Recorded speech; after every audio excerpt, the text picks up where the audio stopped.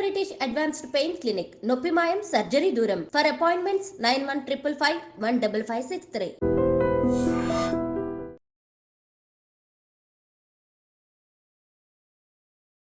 మొట్టమొదటిగా ఏంటంటే ఇప్పుడు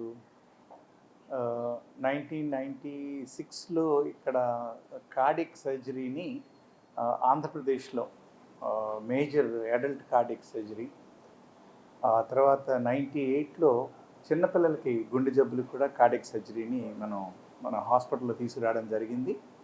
సో మొట్టమొదట్లో 98లో పాకిస్తాన్ నుంచి కూడా వచ్చినటువంటి చిన్నపిల్లలకి టీఓఎఫ్ అలాంటివి మనం సర్జరీలు చేసి సక్సెస్ఫుల్గా చేసి పంపించగలిగాము.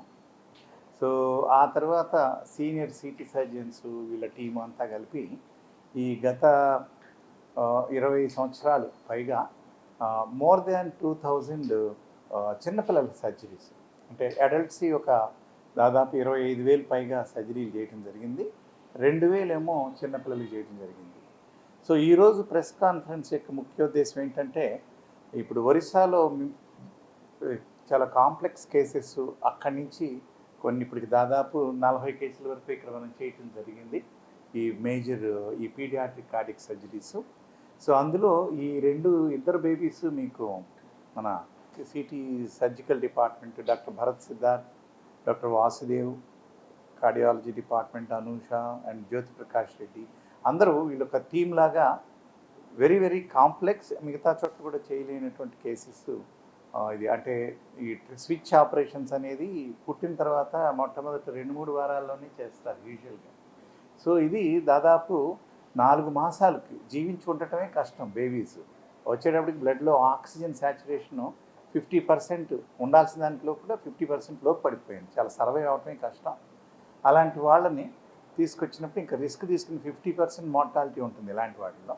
సో వాటిలో రిస్క్ తీసుకుని బాగా చేశారు. చేయటమే కాకుండా పోస్ట్ ఆపరేటివ్గా కూడా ఎక్స్ట్రీమ్ కేర్ టీం అంతా కూడా తీసుకోవడం వల్ల రికవర్ అయ్యారు. We feel very happy.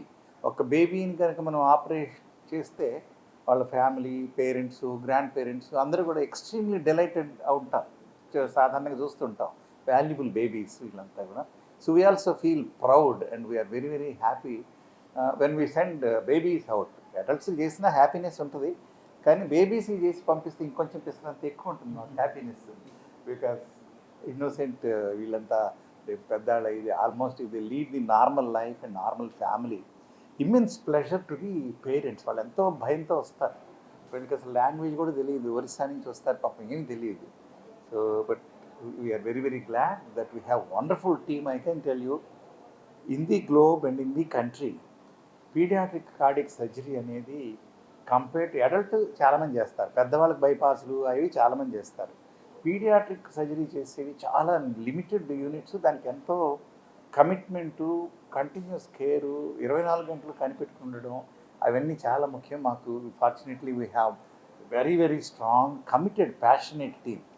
అది మనీ కోసమో దానికోసమే చేసేది కాదు, ప్యాషన్ తోటి పిల్లల్ని హ్యాపీగా బయట పంపించాలి, ఫ్యామిలీస్ని కూడా హ్యాపీగా ఉంచాలనే ఉద్దేశంతో చేస్తారు. So we feel happy and proud to bring this to the notice of the public. So medical tourism once the connectivity కనుక ఇక్కడ మనకి ఇంప్రూవ్ అయితే, ఎయిర్ కనెక్టివిటీ ఇప్పుడు దుబాయ్, సింగపూర్ ఇవన్నీ వస్తున్నాయి. అండ్ క్యాపిటల్ కూడా ఇప్పుడు మనకి చెప్తున్నారు, ఆర్టిఫిషియల్ ఇంటెలిజెన్స్ క్యాపిటల్ అని అంటున్నారు. మన ఈ కూటమి ప్రభుత్వంలో ఏఐ క్యాపిటల్ ఆఫ్ ఇండియా ఇది చేస్తాం అమరావతి అని. మేము కూడా ఆర్టిఫిషియల్ ఇంటెలిజెన్స్ని కార్డియాలజీలో చాలా ఒక 2 సంవత్సరాల నుంచి తీసుకొచ్చాం.